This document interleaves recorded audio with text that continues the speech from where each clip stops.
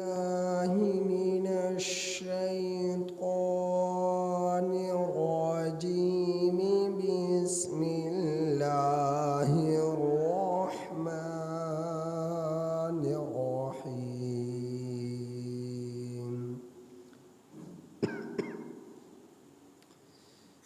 يسألك أهل الكتاب أن تنزل عليهم كتابا من السماء فقد سألوا موسى أكبر من ذلك فقالوا أرنا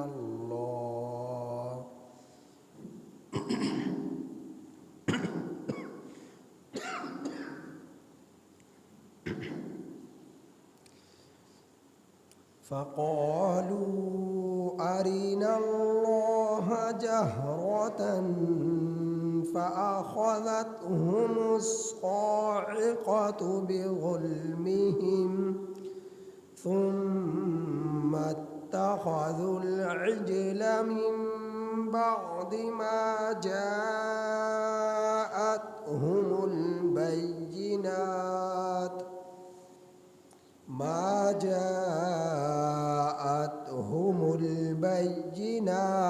فعفونا عن ذلك وآتينا موسى سلطانا مبينا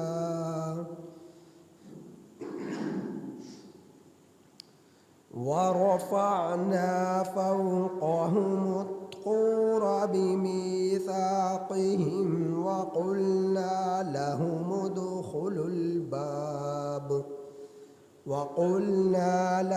ادخلوا الباب سجدا وقلنا لهم لا تعدوا في السبت وأخذنا منهم ميثاقا غليظا فبما نقضهم ميثاقهم وكفرهم بآيات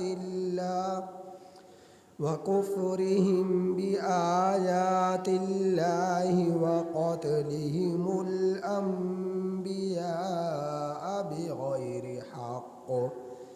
بغير حق وقولهم قلوبنا غلف بل طبع الله عليها بكفرهم فلا يؤمنون إلا قليلا وبكفرهم وقولهم على مريم بهتانا عظيما.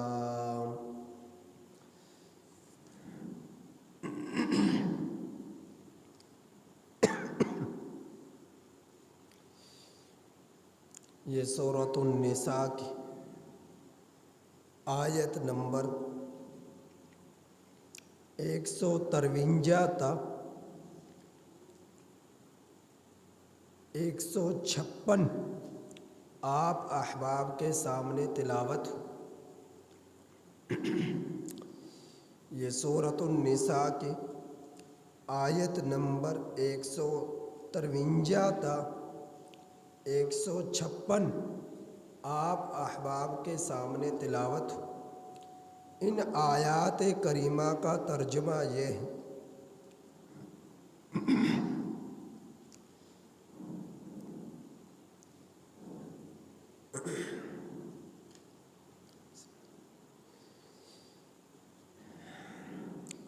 یسألوک، وہ لوگ آپ سے سوال کرتے ہیں. پانی نکلا. وہ لوگ یسألوک آپ سے سوال کرتے ہیں. اہل الکتاب کتاب والے،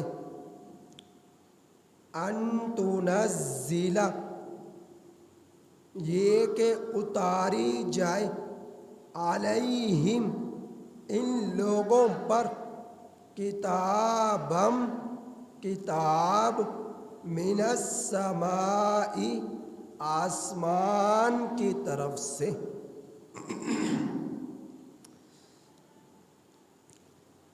آپ سے سوال کرتے ہیں کتاب والے یہ کہ اتاری جائے ان لوگوں پر آسمان سے کتاب.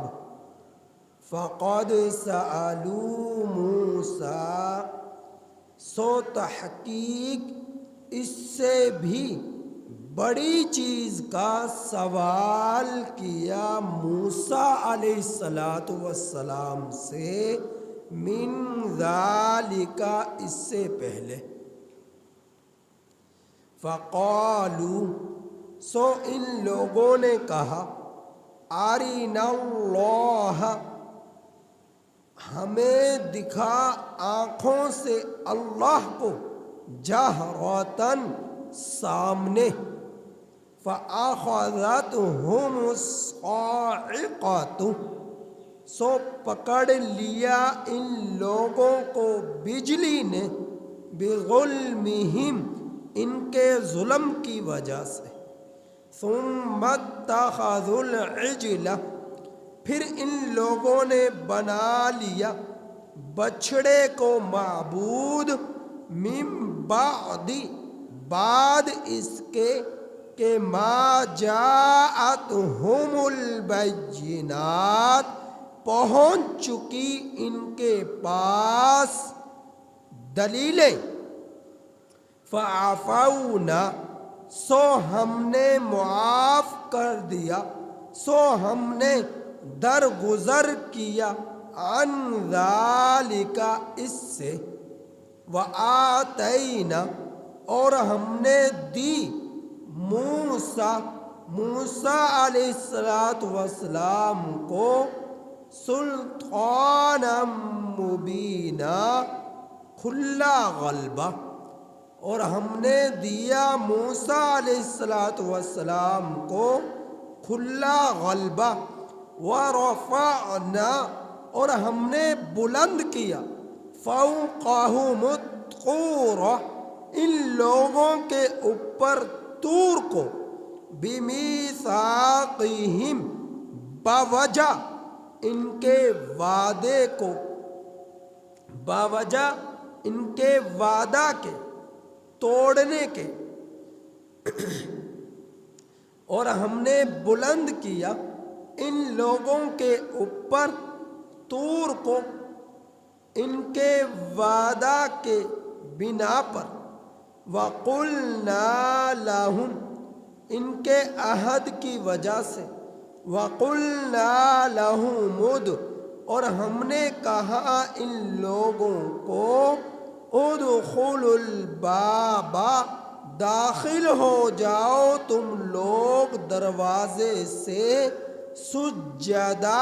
سجدہ کرتے ہوئے. وَقُلْنَا اور ہم نے کہا لَهُمْ ان لوگوں کو لا تعدوا تم لوگ تجاوز نہ کرنا فی السبت ہفتے میں. وَأَخَذْنَا اور ہم نے لیا منہم ان لوگوں سے میثاقاً غلیظا پختہ وعدہ پختہ عہد. فَبِمَا نَقْضِهِمْ بسبب میثاقہم ان لوگوں کے عہد کے توڑنے کے. وَكُفْرِهِمْ اور باوجہ ان کے کفر کیا ان کا انکار کرنا بآیات اللہ اللہ کی آیات کا. وَقَتْلِهِمُ الْأَنْبِيَاءَ اور باوجہ ان لوگوں کا قتل کرنا نبیوں کو بغیر حق ناحق طور پر. وَقَوْلِهِمْ اور ان لوگوں کا قول قلوبنا غلف، اور ان لوگوں کا قول اور ان لوگوں کا کہنا کہ ہمارے دل جو ہے غلافوں میں ہے، ہمارے دل غلافوں میں ہیں، بل طبع اللہ علیہا، بلکہ اللہ نے مہر لگا دی ان لوگوں پر، بکفرہم، ان کے کفر کی وجہ سے، فلا یؤمنون، سو یہ لوگ ایمان نہیں لائے، الا قلیلا، مگر بہت تھوڑے، وبکفرہم، اور ان کے کفر کی وجہ سے، وقولہم، اور ان کا قول، علی مریم، مریم علیہ السلام پر، بہتانا عظیما، بڑے بہتان کا۔ اللہ جل جلالہ نے ان آیات کریمہ میں اہل یہود کی عہد شکنی، اہل یہود کی بہتان تراشیاں، اہل یہود کی ناانصافیوں کا تذکرہ فرمایا ہے۔ کچھ کا ان آیات کریمہ میں ذکر ہے اور کچھ کا ان آیات کریمہ کے بعد آنے والی آیات کریمہ میں ذکر ہے۔ ان آیات کریمہ میں ذکر ہوا کہ سوال کیا آپ سے کتاب والوں نے، سوال کرنے والے اہل یہود تھے، اور جس سے سوال کیا جا رہا تھا وہ نبی کریم صلی اللہ علیہ وسلم کی ذات اقدس تھی۔ اہل کا معنی ہے والا، کتاب کا معنی ہے کتاب، اور کتاب کا لفظ ہر کتاب کے لیے استعمال ہوتا ہے، اور یہاں پر کتاب سے مراد وہ کتاب ہے کہ جو کتابیں اللہ جل جلالہ نے آسمان سے اپنے نبیوں پر اتاری ہیں، جس طرح کہ حضرت موسیٰ علیہ السلام پر تورات کو اتارا، حضرت عیسیٰ علیہ السلام پر انجیل کو اتارا، حضرت داؤد علیہ السلام پر زبور کو اتارا، نبی کریم صلی اللہ علیہ وسلم پر 23 سال کے زمانے میں قرآن مجید، قرآن حکیم جبرائیل امین علیہ السلام کی وساطت سے 23 سال کے عرصے میں اتارا۔ یہ قرآن کریم جس کا آپ احباب کے سامنے ترجمہ ہو رہا ہے، تلاوت ہو رہی ہے، درس ہو رہا ہے، تفسیر ہو رہی ہے، خوش نصیب ہیں جو سن رہے ہیں، خوش نصیب ہیں جو شامل ہو رہے ہیں زندگی کی ان قیمتی لمحات میں۔ تو یہ میرے رب کی طرف سے نازل کردہ کتابیں تھیں۔ تو اہل الکتاب کا معنی پھر یہ ہوا کتاب والے، کتاب والے، اور یہ لفظ بالکل اسی طرح استعمال ہوا جس طرح کہ لفظ آتا ہے اہل المال، مال والا، اہل البیت، گھر والے، اسی طرح یہ لفظ اہل الکتاب ہے، کتاب والے۔ اور یہاں پر مراد مدینہ کے یہود تھے کہ جن کا ایک دستہ، ایک جتھا، ایک گروہ نبی کریم صلی اللہ علیہ وسلم کے پاس آ کر سوال کرتا ہے۔ وہ سوال کیا کرتا ہے اس کی آگے میں تفصیل بیان کرتا ہوں، اس سے پہلے یہ بیان کرتا چلوں کہ آپ صلی اللہ علیہ وسلم سے سوال کیا اہل یہود نے، اور اہل یہود وہ تھے کہ مدینہ المنورہ میں ان لوگوں کا زیادہ غلبہ تھا، اکثریت تجارت کے اعتبار سے، دکانداری کے اعتبار سے، منڈیوں پر قابض ہونے کے اعتبار سے، اور علوم اور فنون کے اعتبار سے، پڑھے لکھے ہونے کے اعتبار سے، زمینوں کے کثرت پر قابض ہونے کے اعتبار سے، باغات کی کثرت پر قابض ہونے کے اعتبار سے، سیاسی اعتبار سے، تجارت کے اعتبار سے زیادہ تر اثر و رسوخ اہل یہود کا مدینہ المنورہ پر تھا، مدینہ المنورہ پر تھا۔ تو اہل یہود میں سے ایک جتھا نبی کریم صلی اللہ علیہ وسلم سے آ کر سوال کرتا ہے، اور یاد رکھیے گا ایک زمانے تک اہل یہود جو تورات کا ماننے کے اعتبار سے دعویٰ کرتے ہیں، ان کے بڑے ایک زمانے تک تورات پر عمل کرتے رہے۔ اہل نصارہ کے بڑے لوگ ایک زمانہ تک انجیل پر عمل کرتے رہے، تو ایک زمانے تک، لیکن بعد میں تحریفات ہوئی، اہل یہود بھی منحرف ہوئے تورات سے، اہل نصارہ بھی منحرف ہوئے انجیل سے، تو ان کے بڑے ایک زمانہ تک عمل کرتے رہے تورات پر، ایک زمانہ تک عمل کرتے رہے انجیل پر۔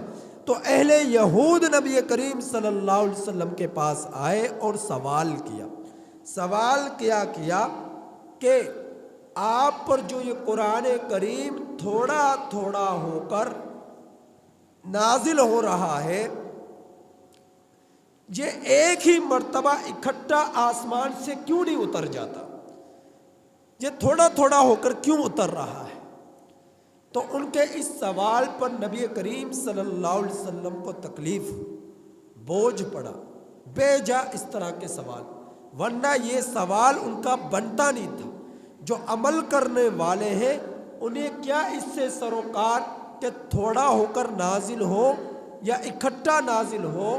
جب نازل اللہ کی طرف سے ہو رہا ہے، احکامات اللہ کی طرف سے اتر رہے ہیں، تو پھر جن پر اتر رہے ہیں ان کا کام ہے بجائے سوال کرنے کے، اعتراض کرنے کے، چون چاں کیے بغیر اس پر عمل کرنا، ان پر عمل کرنا، اپنی زندگی میں ان کو ڈھالنا۔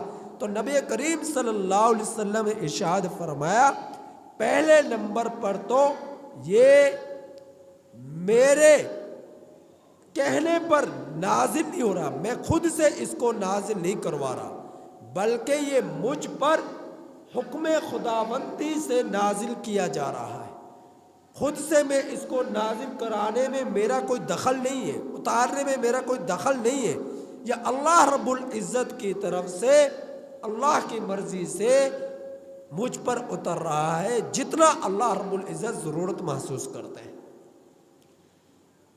اور پھر ایک تو یہ اللہ کے رسول صلی اللہ علیہ وسلم نے ارشاد فرمایا، اور پھر دوسرے نمبر پر چونکہ ان کے اس طرح کے بے جا سوالات سے تکلیف تھی، تو اللہ رب العزت نے حوصلہ افزائی فرمائی کہ اے میرے پیغمبر، آپ ان لوگوں کے بے جا سوالات سے پریشان نہ ہو، تکلیف نہ ہو، تکلیف میں مبتلا نہ ہو۔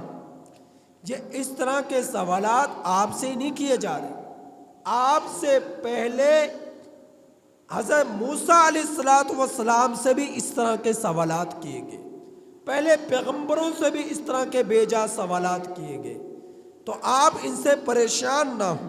تو نبی کریم صلی اللہ علیہ وسلم سے فرمایا گیا، فَقَدْ سَأَلُوا مُوسَىٰ أَكْبَرَ مِنْ ذَلِكَ، سو تحقیق ان لوگوں نے، ان کے بڑوں نے اس سے پہلے موسیٰ علیہ السلام سے اس سے بھی بڑی چیز کا سوال کیا۔ کیا سوال کیا؟ حضرت موسیٰ علیہ السلام پر جس وقت تورات نازل ہوئی، تورات کی تختیاں ملی حضرت موسیٰ علیہ السلام کو، وہ کس طرح ملی؟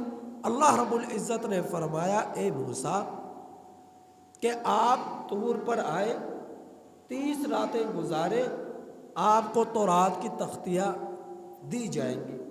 وہ 30 کے بجائے 40 راتیں حضرت موسیٰ علیہ السلام نے گزاری، اور ہر رات میں آپ کو ایک تختی ملا کرتی تورات کی۔ تو پوری تورات اس طرح ملی۔ جب حضرت موسیٰ علیہ السلام قوم کے پاس لے کر آئے، قوم نے یہ کہا کہ اس کے تو مشکل احکامات ہیں، ہمیں نرم احکامات ملنے چاہیے، ہم تو ان پر عمل نہیں کر سکتے، اس میں کچھ نرمی ہونی چاہیے۔ اب ظاہر ہے جس کو حد حرامی کی عادت پڑ جائے، عیش و عشرت کی عادت پڑ جائے، اور خوشحالی کی عادت پڑ جائے، اور جو پابندیوں میں کبھی نہ آیا ہو، اس کو تو موت آ پڑتی ہے عمل کرنے میں، اس کے لیے تو آفت آ جاتی ہے، مصیبت پڑ جاتی ہے عمل کرنے میں۔ تو اس سے پہلے عیش و عشرت کی یہ اہل یہود زندگی بسر کر رہے تھے، لیکن جب تورات کے احکامات ملے، اس میں مسائل ملے، احکامات ملے، عبادات کا حکم دیا گیا، تو ان لوگوں نے کہا کہ تو اس کے تو احکامات مسائل بڑے مشکل ہیں، ان میں کچھ نرمی پیدا کیجئے، نرم کروائیے، اتنے مشکل حکموں پر ہم لوگ عمل نہیں کر سکتے۔ تو چونکہ حد حرامی کی عادت پڑی ہوئی تھی نا، اس سے پہلے کوئی یعنی کہ اس طرح کی کتاب ان پر اتاری نہیں گئی تھی، اب ان کے لیے مشکل آ گئی۔ جس طرح کے بہت سارے لوگ آج بھی آپ دیکھیں گے کہ سوئے ہوئے رہتے ہیں، فجر کی نماز کا وقت آتا ہے تب بھی سوئے ہوئے ہیں، اور جب ہوتے دفاتر کے اوقات شروع، جب ضرورت پڑتی ہے بول و براز کی، بیت الخلاء جانے کی اور دفاتر جانے کی، اپنے تجارت کے لیے جانے کی، جاب اور نوکریوں کے لیے جانے کی، دنیا کے مال و متاع کو سمیٹنے کی، اس وقت جلدی سے اٹھتے، آنکھوں کو ملتے ہوئے بستروں سے نکلتے ہیں، اس طرح کہ جس طرح سانسیں رک رہی ہوں۔ تو بہت سارے ایسے ہیں سوئے رہتے ہیں اور فجر کی نماز قضا ہو جاتی ہے، اللہ کے اس حکم کو پورا نہیں کرتے، جان بوجھ کر بستروں پر لیٹے رہتے ہیں، تو تباہی ہے، آخرت کے اعتبار سے بربادی ہے، اور قرآن کریم کو سننے کا شوق نہیں کہ بھائی مشکلیں آفت آئے گی، ورنہ ڈنگروں کو کون سنبھالے گا، جانوروں کو کون سنبھالے گا، گھروں میں جھاڑو عورتیں کس طرح دیں گی، گھر کے کام کاج کس طرح چلیں گے؟ اگر ہم درس قرآن سننا شروع کر دیں، اگر اللہ کی باتوں کو سننا شروع کر دیں، تو ہمارے تو معاملات رہ جائیں گے، ہمارے تو جانور رہ جائیں گے، ہمارے تو جو ہے نیندیں خراب ہو جائیں گی، ہمارے تو جو ہے نوکریوں سے محروم ہو جائیں گے، پیسوں سے محروم ہو جائیں گے۔ تو سنگ دل قسم کے کچھ لوگ آج بھی موجود ہیں، پتھر دل آج بھی موجود ہے، کہ معصوم بچے تو قرآن کریم کے سننے کا شوق رکھیں، اور عقل مند بالغ باشعور چودراہٹ والے اپنے گرم بستروں میں سو رہے ہوتے ہیں، تو بہت بڑی بدبختی ہے، حماقت ہے۔ آنکھیں بند ہونے کی دیر ہے، سب کچھ کھل جائے گا، سب کچھ سامنے آ جائے گا۔ تو اس طرح کے اہل یہود کی بھی کے اندر بھی حد حرامی کی عادت پڑی ہوئی تھی۔ اب انہوں نے مطالبہ کر دیا، ہمیں تو ایک ہی مرتبہ چاہیے، کتاب اکٹھی چاہیے، نرم احکامات چاہیے، اور ہمیں کیا معلوم یہ آپ اپنی طرف سے بنا کر لے آئے ہیں یا اللہ کی طرف سے ہے۔ تو حضرت موسیٰ علیہ السلام نے اللہ رب العزت کے سامنے گزارش پیش کی، اے اللہ قوم یہ بات کہہ رہی ہے، تو اللہ رب العزت نے فرمایا اے موسیٰ آپ ایسا کیجئے، اپنے قوم میں سے 70 افراد کا وَاخْتَارَ مُوسَىٰ قَوْمَهُ 70 افراد کا چناؤ کیجئے، ان 70 افراد کو لے کر آئیے طور پہاڑ پر، تو میں ان کو خود ہی کہہ دیتا ہوں کہ بھئی یہ میری طرف سے دی گئی کتاب ہے، میں نے ہی یہ احکامات نازل کیے ہیں، کسی اور کی طرف سے نہیں ہے۔ حضرت موسیٰ علیہ السلام 70 افراد کو لے کر طور پر پہنچ گئے۔ اب اللہ رب العزت نے انہیں خود فرما دیا، اس کتاب کو میں نے نازل کیا ہے، میری طرف سے احکامات ہیں، لہٰذا تم ان پر عمل کرو۔ اگر تمہیں عمل کرنے میں سستی ہو جائے، کوئی کوتاہی ہو جائے، غفلت ہو جائے تو میں تمہیں معاف بھی کروں گا، درگزر بھی کروں گا، تم عمل کرنا تو شروع کرو۔ اللہ رب العزت نے ان سے یہ بات کہی۔ انہوں نے آگے سے کہا، کیا کہا؟ اے موسیٰ، ہمیں کیا پتہ یہ جو آواز ہے یہ کسی جن کی ہے یا کسی فرشتے کی ہے؟ ہمیں کیا معلوم کہ یہ اللہ کی آواز ہے یا کسی جن یا فرشتے کی ہے؟ ہم تو اللہ رب العزت کو اپنی آنکھوں سے سامنے دیکھنا چاہتے ہیں۔ فَقَالُوا أَرِنَا اللَّهَ جَهْرًا، ہم تو اپنی آنکھوں سے سامنے دیکھنا چاہتے ہیں۔ اب قوم نے یہ بات کہہ دی۔ حضرت موسیٰ علیہ السلام نے بھی اللہ رب العزت سے فرمائش کی تھی، اے اللہ، میں آپ کو دیکھنا چاہتا ہوں، میں آپ کو دیکھنا چاہتا ہوں۔ حضرت موسیٰ علیہ السلام نے اللہ رب العزت سے فریاد کی۔ اللہ رب العزت نے سمجھایا کہ اے موسیٰ، آپ میں دیکھنے کی، آپ کی آنکھوں میں مجھے دیکھنے کی اتنی طاقت نہیں ہے، وہ برداشت نہیں کر سکیں گے۔ حضرت موسیٰ علیہ السلام نے جو ہے فرمائش کی، نہیں اللہ میں تو دیکھنا ہی چاہتا ہوں، ضد پکڑی۔ تو اللہ تعالیٰ نے فرمایا وَلَٰكِنِ انظُرْ إِلَى الْجَبَلِ، کہ اے موسیٰ اس پہاڑ کی طرف دیکھیے۔ اللہ رب العزت نے اپنی تجلی کا یہ جو چیچی انگلی ہے، چھوٹی انگلی ہے، اس کے پورے کے بقدر تجلی ڈالی، اس کے پورے کے بدل تجلی ڈالی، اور وہ پورا پہاڑ فَإِنِ اسْتَقَرَّ اپنی جگہ پر نہ ٹھہر سکا، مکانہ اپنی جگہ پر وہ نہ ٹھہر سکا، اور پھر کیا ہو گیا؟ دکا ریزہ ریزہ ہو گیا پہاڑ۔ اور اللہ کی اتنی سی تجلی جو انگلی، چھوٹی انگلی کے پورے کی بقدر تھی، اس کو وہ برداشت نہ کر سکا، اس کو وہ برداشت نہ کر سکا۔ حضرت موسیٰ علیہ السلام بے ہوش ہو کر گر گئے، اور پھر جب ہوش آیا تو فرمایا اے اللہ مجھے معاف فرما دے، میں نے اس چیز کا سوال میں کر بیٹھا جو مجھے کرنا نہیں چاہیے تھا، تو مجھے معاف فرما دیجئے۔ تو حضرت موسیٰ علیہ السلام اللہ کے پیغمبر تھے، وہ اللہ رب العزت کی اتنی چھوٹی سی تجلی کو پہاڑ برداشت نہ کر سکے تو یہ انسان کس طرح برداشت کر سکتا تھا؟ نبی کریم صلی اللہ علیہ وسلم کے بارے میں آتا ہے کہ آپ صلی اللہ علیہ وسلم جب معراج کے موقع پر گئے، کچھ لوگ کہتے ہیں کہ اللہ رب واحد اللہ کے پیغمبر صلی اللہ علیہ وسلم وہ ہستی ہیں اللہ تعالیٰ کی جنہوں نے دنیاوی آنکھوں سے اللہ رب العزت کو اپنے سامنے دیکھا۔ کچھ لوگ کہتے ہیں کہ نہیں، اللہ رب العزت کے پیغمبر صلی اللہ علیہ وسلم نے اللہ تعالیٰ کو اپنی آنکھوں سے نہیں دیکھا، آواز کو سنا، جن میں ایک قول حضرت عائشہ صدیقہ رضی اللہ تعالی عنہ کا بھی ملتا ہے۔ لیکن حقیقت یہ ہے کہ اللہ رب العزت نے اپنے حبیب صلی اللہ علیہ وسلم کو انہی دنیاوی آنکھوں سے اپنا دیدار کرایا، اپنی زیارت کرائی، اور اللہ رب العزت نے اتنی تقویت اور قوت ان آنکھوں میں پیدا کر دی کہ آپ میں وہ صلاحیت آ گئی کہ جن سے آپ رب کا دیدار کر سکیں، زیارت کر سکیں۔ تو دنیا کے اندر اگر کوئی ہستی ہے جس نے دنیاوی آنکھوں سے اگر اپنے رب کو دیکھا ہے تو وہ سرکار دو عالم محمد مصطفیٰ صلی اللہ علیہ وسلم کی ذات اقدس ہے۔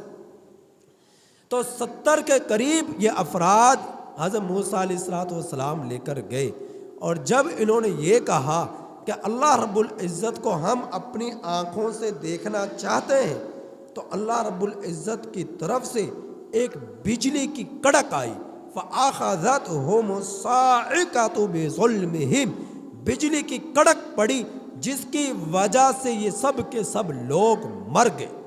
اب جب یہ مر گئے تو حضرت موسیٰ علیہ السلام پریشان ہوئے اور کہنے لگے اے اللہ، میں اپنی قوم کو جا کر کیا جواب دوں گا؟ قوم جب مجھ سے پوچھے گی کہ وہ 70 ہمارے سمجھدار عقل مند بڑے لوگ کہاں چلے گئے؟ موسیٰ تو ان کو مروا کر آ گیا، میں قوم کو کیا جواب دوں گا؟ تو حضرت موسیٰ علیہ السلام کی دوبارہ دعا کرنے پر اللہ رب العزت نے ان 70 کے 70 افراد کو دوبارہ زندگی عطا فرمائی، زندگی عطا فرمائی۔ اب یہ لوگ آئے اور انہوں نے قوم کو آ کر کہا کہ واقعتاً یہ اللہ رب العزت کی طرف سے نازل کردہ کتاب ہے، لہٰذا تم اس پر عمل کرنا شروع کرو۔ جس وقت حضرت موسیٰ علیہ السلام تورات کو لینے گئے، ایک تو یہ معاملات پیش آئے جن کا ابھی ذکر ہوا، دوسرا یہ جب 30 سے 40 راتیں وہاں پر گزاری، پیچھے حضرت ہارون علیہ السلام کو چھوڑ گئے کہ آپ قوم کا خیال کرنا، امارت ان کو دے کر چلے گئے کہ آپ امیر ہیں، آپ ان کا خیال کرنا، قوم جو ہے کہیں گمراہ نہ ہو جائے۔ حضرت ہارون علیہ السلام قوم کا خیال کر رہے، ان کی نگرانی کر رہے، لیکن پیچھے ایک اور واقعہ پیش آ گیا۔ واقعہ کیا پیش آیا؟ اب ادھر موسیٰ علیہ السلام تورات لینے جا رہے، اللہ کی عبادت کر رہے، مجاہدہ کرے، مشقت کر رہے کہ میری قوم کے لیے نرمی پیدا ہو، میری قوم کے لیے آسانی پیدا ہو، میری قوم کے لیے اللہ کی رضا نصیب ہو اور میری قوم کے لیے احکامات نازل ہوں۔ ادھر سے اللہ کی عبادت میں لگے ہوئے، پیچھے سے اور ایک اور پریشانی آ گئی۔ اب وہ پریشانی کیا تھی کہ موسیٰ بن ظفر نامی ایک شخص جو قبیلہ بنو سامرا سے تھا، اور سامرا قبیلے کی نسبت سے ہی اس شخص کو سامری کے نام سے وہ مشہور ہوا۔ اس نے کیا کیا؟ جس وقت بحر کلزم میں قوم فرعون اور فرعون خود غرق ہوا تو حضرت جبرائیل امین علیہ السلام کے گھوڑے کے قدم جب زمین پر پڑ رہے تھے، جہاں جہاں قدم پڑتے وہاں سبزہ اگتا، تو اس موسیٰ بن ظفر نے ان جگہوں سے مٹی کو محفوظ کر لیا اور فرعون اور اس کی قوم بحر کلزم میں غرق ہو گئی۔ تو جب یہ نجات پا کر دریا کو، بحر کلزم کو عبور کر آگے، تو بنی اسرائیل کے پاس، ان اہل یہود کے پاس، جو قبطیوں کے پاس سے جو یہ سونا جواہرات لے کر آئے تھے، ان سب کو انہوں نے پھینکا۔ تو اس موسیٰ بن ظفر نے ان جواہرات کا سونے چاندی کیا ایک بچھڑا بنا لیا۔ جب بچھڑا بنا لیا تو اس کے اندر اس مٹی کو ڈال دیا، جس سے نہ کسی آواز آیا کرتی، جس طرح جانور کے منہ سے آواز آیا کرتی ہے، اس طرح کی آواز آنا شروع کر دی۔ اور پھر موسیٰ بن ظفر نے کہا کہ یہ تمہارا خدا ہے، تم اس کی عبادت کرو تو یہ تمہاری ضرورتیں پورا کرے گا۔ تو قوم جو ہے گمراہ ہوئی اور انہوں نے بچڑے کی معبود بنا کر اس کی پوجا پاٹ کرنا شروع کر دے۔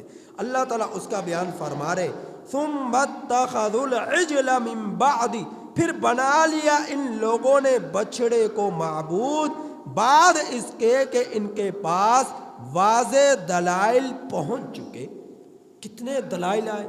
اللہ کی مدد نصرت کو اپنی آنکھوں سے دیکھا، فرعون کو غرق ہوتے ہوئے، قبطیوں کو غرق ہوتے ہوئے، بحر کلزم میں 12 راستے بنتے ہوئے اور من اور سلوہ کے اترتے ہوئے، تورات کو ان کے پاس نازل ہوتے ہوئے، اور جو ہے وادی تی میں من اور سلوہ ان کے لیے اترتا ہوا، کتنی اللہ رب العزت کی مدد و نصرت ان لوگوں نے اپنی آنکھوں سے دیکھی ہے۔ اس کے باوجود یہ سب واضح دلائل تھے جو ان کے ایمان لائے جانے کے لیے کافی تھے، لیکن اس کے باوجود ان بدبختوں نے بچڑے کو معبود بنا لیا۔ حضرت موسیٰ علیہ السلام تورات کی تختیاں لے کر آ رہے، اب دیکھا کہ قوم تو سب کی سب بچڑے کی عبادت کر رہی ہے، پوجا پاٹ کر رہی ہے۔ حضرت ہارون علیہ السلام کے سر کے بال پکڑے اور داڑھی کے بال پکڑے اور جھنجھوڑا، اے ہارون بھائی، تو نے کیا کر دیا؟ تو نے میری عدم موجودگی میں یہ کیا کر دیا؟ قوم ساری کی ساری جو ہے گمراہ ہو گئی۔ حضرت ہارون علیہ السلام اور حضرت موسیٰ علیہ السلام، ان میں فرق یہ تھا کہ حضرت موسیٰ علیہ السلام جلالی تھے اور حضرت ہارون علیہ السلام جمالی تھے۔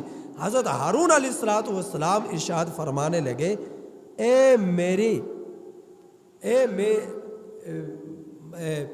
مائی والدہ کے بیٹے، یعنی اس طرح کے الفاظ استعمال فرمائے کہ اے میرے ماں شریک بھائی مجھے معاف کیجئے، میں نے ان کو گمراہ نہیں کیا، یہ تو خود بخود میرے باوجود منع کرنے کے گمراہ ہو گئے۔ اور یہ اس بچڑے کی پوجا پاٹ کرنا ان لوگوں نے شروع کر دی، میرا اس میں کوئی قصور نہیں، میں نے تو خوب ان کو منع کیا، میں نے خوب منع کیا۔ تو آپ اندازہ کیجئے ایک اپنے سامنے، ان کے سامنے سونے چاندی کا وہ بچڑا بن رہا اور اس کی پوجا پاٹ کر رہے، عقل ماری گئی ان اہل یہود کی۔ تو اللہ تعالیٰ نے اس کے باوجود پھر ان لوگوں نے توبہ تائب کی، اور ان اللہ اس کا مزید تفصیل قصہ جو ہے اس کی مزید تفصیل وہ آگے مزید آ جائے گی۔ تو ان کو اللہ تعالیٰ نے توبہ کو پھر قبول کیا، فعفون، اور ان کے جنہوں نے پوجا پاٹ کے ان کو قتل کیا گیا، اور قتل کرنے والے وہ لوگ تھے جنہوں نے اس کو معبود نہیں بنایا، اس کی پوجا پاٹ شروع نہ کی اہل یہود میں سے۔ تو اللہ تعالیٰ فرما رہے فعفونا عن ذلک، ہم نے ان سے درگزر کیا، اور ہم نے دی موسیٰ کو ہم نے دیا کھلا غلبہ، کھلا غلبہ حضرت موسیٰ علیہ السلام کو دیا، تو معاف کر دیا، درگزر کر دیا، باقیوں کی توبہ قبول ہوئی، جنہوں نے پوجا پاٹ کی ان کو جو ہے قتل کیا گیا۔ آگے اللہ تعالیٰ فرما رہے پھر یہ وادی تی میں گئے۔ وادی تی اب جغرافیہ کے اعتبار سے وادی سینا بھی کہا جاتا ہے۔ یہ وادی تی وہ میدان ہے، وادی سینا وہ میدان ہے کہ جس کے طول جو ہے تقریباً 36,000 فٹ ہے، میل ہے، 36,000 میل اس کا طول ہے، اس کی لمبائی ہے، اور 24,000 میل اس کی چوڑائی ہے، اور 4,000 فٹ سطح سمندر سے اس کی بلندی ہے۔ تو یہ وادی سینا، اس وادی سینا میں یہ لوگ 40 سال تک بھٹکتے رہے اپنے رب کی نافرمانی کی بنا پر، قدم قدم پر انہوں نے نافرمانی کی، کبھی بات کو مان لیا، کبھی انکار کر دیا، کبھی مان لیا، کبھی انکار کر دیا۔ تو اللہ رب العزت نے ان کو وادی سینا کا اندر یہ سفر کرتے، اسی صبح ہوتی اسی جگہ پر موجود ہوتے، بھٹکتے رہے، اور اس وادی سینا سے نکل نہ سکے۔ 40 سال یوں ہی گزر گئے، اور اسی زمانے میں حضرت موسیٰ علیہ السلام بھی خالق حقیقی سے جا ملے، ان کے بچے جوان ہو گئے، اور جو جوان تھے وہ مر گئے۔ اب حضرت یوشع بن نون علیہ السلام پیغمبر تشریف لائے، انہی میں جب حضرت یوشع بن نون علیہ السلام تشریف لائے، تو وہاں جب یہ تشریف لائے تو تورات کے احکامات پر ہی عمل کروانا تھا۔ تو اللہ رب العزت نے فرمایا کہ تم لوگ ایسا کرو کہ بیت المقدس میں، وادی مقدس میں تم لوگ داخل ہو سجدہ کرتے ہوئے، اور یوں کہتے ہوئے حطاتن، حطہ کا معنی ہے معاف کرنا، اے اللہ تو ہمیں معاف کر دے، سجدہ کرتے ہوئے بیت المقدس وادی مقدس میں تم لوگ داخل ہو جاؤ۔ حضرت یوشع بن نون علیہ السلام کی سرپرستی میں ان کے لیے حکم ہوا۔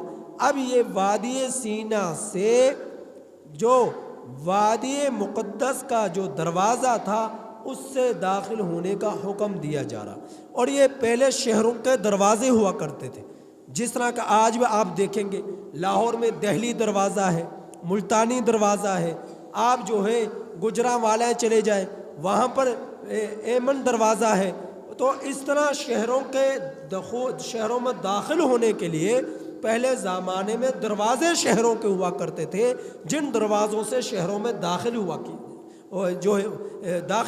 کرتے تھے۔ تو ان لوگوں کو حکم ہوا کہ وادی مقدس میں تم داخل ہو، اور اس کے دروازے سے جب اس وقت داخل ہو تو حطہ کہتے ہوئے زبانوں سے اور سجدہ کرتے ہوئے تم نے داخل ہونا ہے۔ لیکن یہ احمق لوگ بجائے یہ کہ حطہ کہتے، سجدہ کرتے ہوئے داخل ہوتے، یہ لوگ سرینوں کو زمین پر گھسیٹتے ہوئے داخل ہوئے، سجدے کو چھوڑ دیا اور سرینوں کو گھسیٹتے ہوئے زمین پر داخل ہوئے، اور حطتن کے بجائے حنتتن کہتے ہوئے، گندم، حنتا کہتے ہیں گندم، گندم.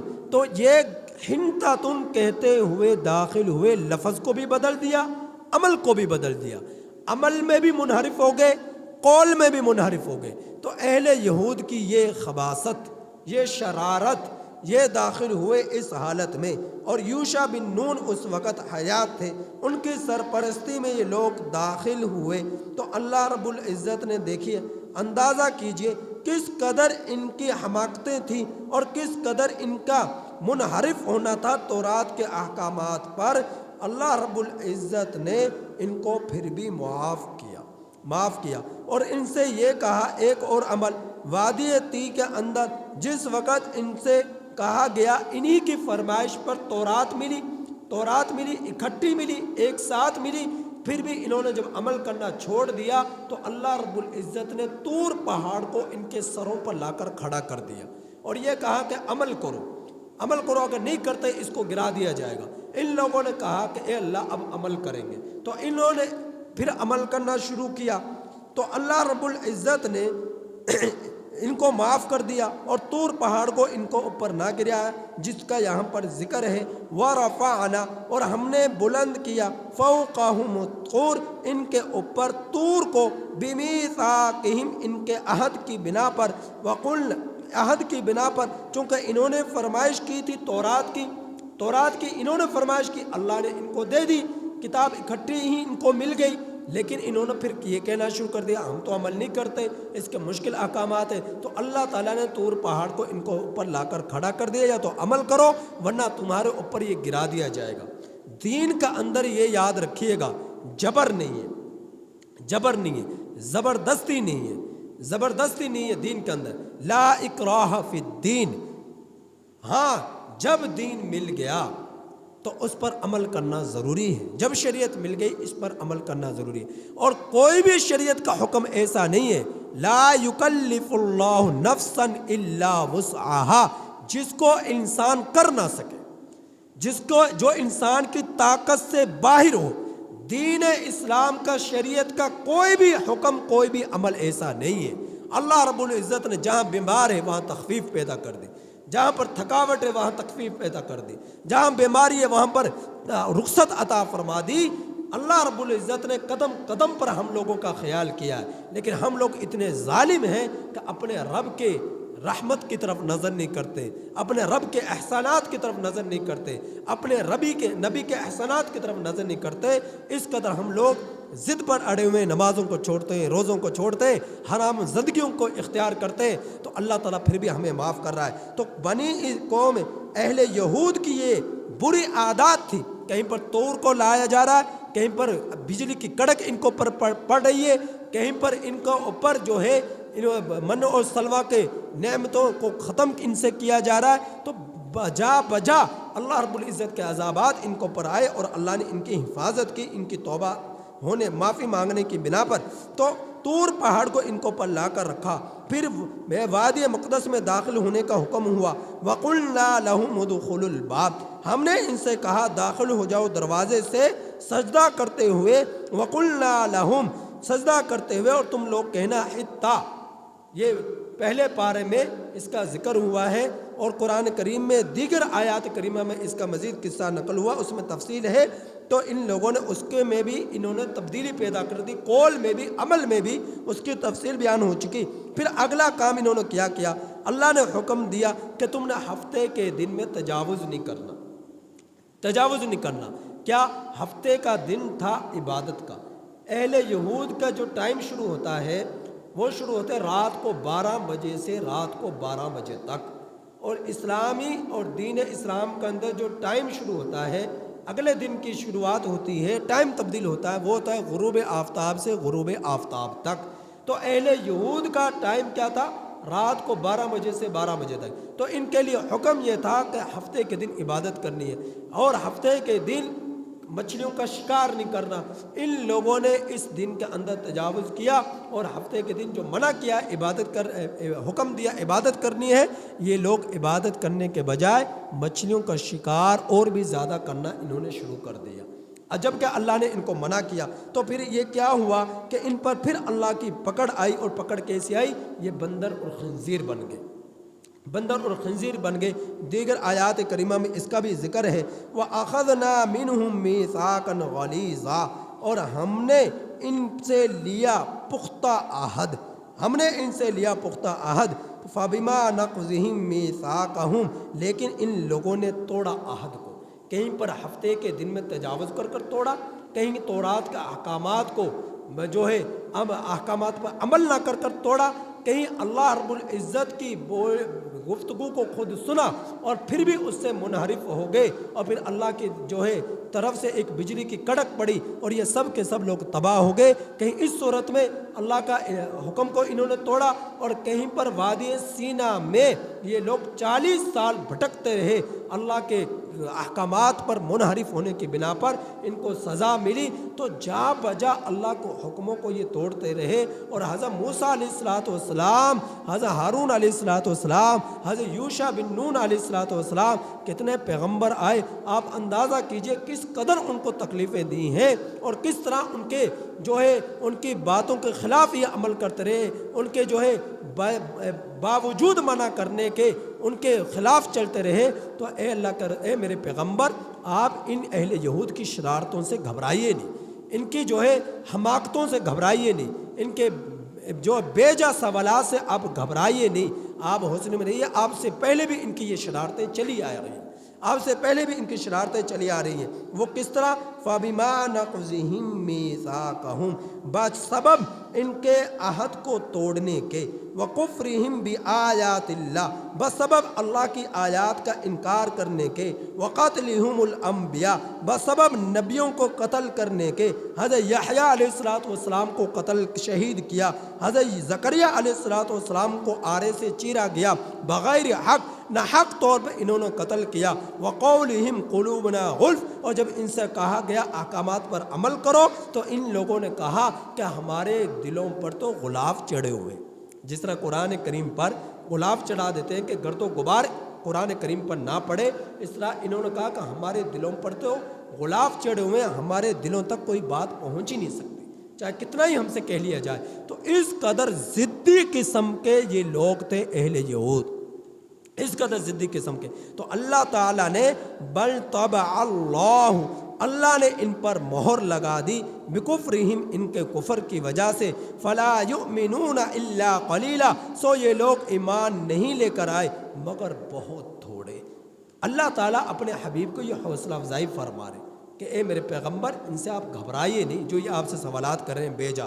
وَبِكُفْرِهِمْ، اگر یہ کریں کہ قرآن کریم کو اکٹھا کیوں نہیں اتارا گیا، تو تورات اتاری گئی تھی نا، کیوں نہیں عمل کیا؟